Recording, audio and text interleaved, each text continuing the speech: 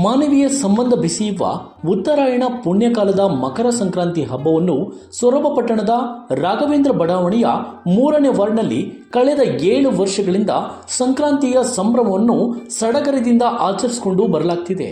ವಾರ್ಡ್ನ ಬೀದಿಯಲ್ಲಿ ತಳಿರು ತೋರಣ ಕಂಗೊಳಿಸುತ್ತಿತ್ತು. ಭಗವಧ್ವಜ, ಬಾಳೆ, ಕಬ್ಬು ಕಟ್ಟಿ ಸಿಂಗಾರ ಮಾಡಲಾಯಿತು.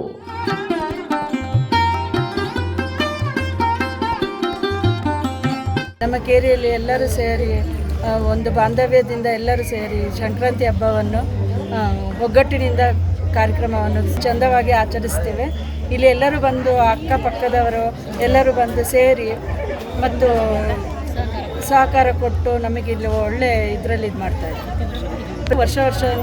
ವರ್ಷ ವರ್ಷಕ್ಕೆ ತುಂಬ ಚೆನ್ನಾಗಿ ಅಭಿವೃದ್ಧಿಯಿಂದ ಮಾಡ್ತಾಯಿದ್ದೀವಿ. ಇದಕ್ಕೆಲ್ಲರೂ ಸಹಕಾರ ಕೊಡಬೇಕು. ಧನ್ಯವಾದಗಳು. ಸೊರಬದಲ್ಲಿ ಸಂಭ್ರಮದ ಮಕರ ಸಂಕ್ರಾಂತಿ ಆಚರಣೆ ಜೊತೆಗೆ ಸಾಂಸ್ಕೃತಿಕ ಕಾರ್ಯಕ್ರಮಗಳನ್ನು ಆಯೋಜನೆ ಮಾಡಲಾಗಿತ್ತು.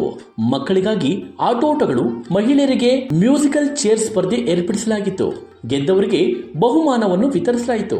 ಮಹಿಳೆಯರು ಮತ್ತು ಮಕ್ಕಳಿಂದ ಸಾಂಸ್ಕೃತಿಕ ಹಾಗೂ ನೃತ್ಯ ಕಾರ್ಯಕ್ರಮಗಳು ಜರುಗಿದವು. ವಯಸ್ಸಿನ ಭೇದವಿಲ್ಲದೆ ಎಲ್ಲಾ ವಯೋಮಾನದವರು ಹಬ್ಬದ ಆಚರಣೆಯಲ್ಲಿ ಪಾಲ್ಗೊಂಡು ಸಂಕ್ರಾಂತಿಯ ಸಂಭ್ರಮವನ್ನು ಸವಿದರು. 6 ವರ್ಷದಿಂದ ಈ ಮಕರ ಸಂಕ್ರಾಂತಿಯ ಕಾರ್ಯಕ್ರಮವನ್ನು ರಾಘವೇಂದ್ರ ಬಡಾವಣೆ ಸೊರಬದಲ್ಲಿ ಈ ಕಾರ್ಯಕ್ರಮವನ್ನು ಯಶಸ್ವಿಯಾಗಿ ಹೆಂಗಳೆಯರಿಂದ ಮಾಡ್ಕೊಂಡು ಬಂದಿರ್ತೀವಿ. ಇದಕ್ಕೆ ಸಂಬಂಧಪಟ್ಟ ಸಾರ್ವಜನಿಕರು ಹಾಗೂ ಕೇರಿಯ ಮುಖಂಡರು, ಮಹನೀಯರು ಎಲ್ಲರೂ ಸಹಕಾರವನ್ನು ಕೊಟ್ಟು ಈ ಮಕರ ಸಂಕ್ರಾಂತಿಯ ಒಂದು ಕಾರ್ಯಕ್ರಮವನ್ನು ಒಳ್ಳೆ ರೀತಿಯಲ್ಲಿ ವಿಜೃಂಭಿಸುತ್ತಿರುವುದು ನಮಗೆಲ್ಲ ಸಂತೋಷದಾಯಕ ಸುದ್ದಿ. ಕಾರ್ಯಕ್ರಮವು ಸೊರಬದ ತಾಲೂಕಿನಾದ್ಯಂತನೂ ಈ ಕಾರ್ಯಕ್ರಮ ಯಶಸ್ವಿಯಾಗಿ ನಡೀಲಿ ಎಂದು ಹಾರೈಸ್ತೇನೆ.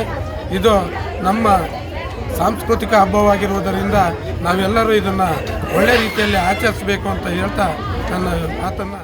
ಗ್ರಾಮೀಣ ಭಾಗದ ಕಣದಲ್ಲಿ ರಾಶಿ ಕಟ್ಟಿ ಪೂಜೆ ಮಾಡಿ ಉತ್ಸವ ಮಾಡ್ತಿದ್ರು. ನಂತರದ ದಿನಗಳಲ್ಲಿ ಇದೆಲ್ಲವೂ ಮರೆತೋಯ್ತು. ಪಟ್ಟಣದಲ್ಲಿ ರಾಶಿ ಪೂಜೆ ಮಾಡುವುದನ್ನು ನೋಡಿದರೆ ನಮ್ಮ ಸಂಸ್ಕೃತಿ ಇನ್ನೂ ಜೀವಂತವಾಗಿರುವುದಕ್ಕೆ ಸಾಕ್ಷಿ ಎಂಬಂತೆ ರಾಘವೇಂದ್ರ ಬಡಾವಣೆಯ 3ನೇ ವಾರ್ಡ್ನಲ್ಲಿ ನಡೆದ ಸಂಕ್ರಾಂತಿ ಆಚರಣೆ ಗಮನ ಸೆಳೆಯಿತು. ಇನ್ನು ಮಕ್ಕಳು ಸಾಂಪ್ರದಾಯಿಕ ಉಡುಗೆಗಳನ್ನು ತೊಟ್ಟು ಮನೆ ಮನೆಗೆ ತೆರಳಿ ಎಳ್ಳು ಬೆಲ್ಲ ಹಂಚುವ ಮೂಲಕ ಹಿರಿಯರಿಂದ ಆಶೀರ್ವಾದ ಪಡೆಯುತ್ತಿದ್ದ ದೃಶ್ಯ ಗಮನ ಸೆಳೆಯಿತು.